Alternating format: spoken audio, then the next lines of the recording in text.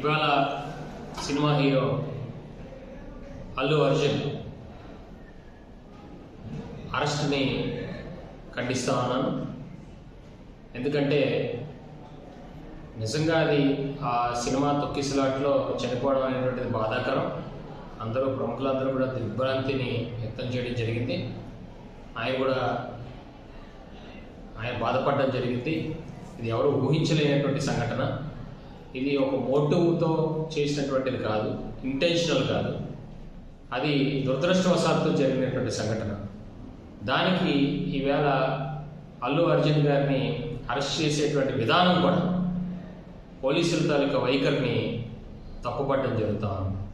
ఎందుకంటే బెడ్రూమ్లోకి వెళ్ళి పోలీసు వారు అర్జున్ని బయటికి తీసుకురావడం అనేటువంటిది, అలాగే పోలీస్ జీప్ ఎక్కించి తీసుకొని వెళ్ళడం అనేటువంటిది నిజంగా చూస్తూ ఉంటే కక్ష సాధింపు చర్యలా కనిపిస్తుంది తప్ప అది ఒక ప్రజాస్వామ్యతంగా కనబడలేదు. నిజంగా ఇదే పరిస్థితి కొనసాగితే అందరి హీరోలు కూడా రేపు పొద్దున్న జైల్లో ఉండాలి. ఎందుకంటే ఇటువంటి సన్నివేశాలు ఎప్పుడు కూడా జరగకూడదని అందరూ కోరుకుంటూ ఉంటారు. అని దురదృష్టవశాత్తు జరిగినప్పుడు దాన్ని భవిష్యత్తులో జరగకుండా ఉండేలాగా అది ప్రభుత్వం కానీ అలాగే పోలీస్ వ్యవస్థ కానీ ఆలోచన చేయాలి. అట్లాగే ఈవేళ హత్యలు చేసినటువంటి వాళ్ళు, మానభంగాలు చేసినటువంటి వాళ్ళు, అత్యాచారాలు చేసినటువంటి వాళ్ళు బయట రోడ్డు మీద బ్రహ్మాండంగా తిరుగుతూ ఉన్నారు.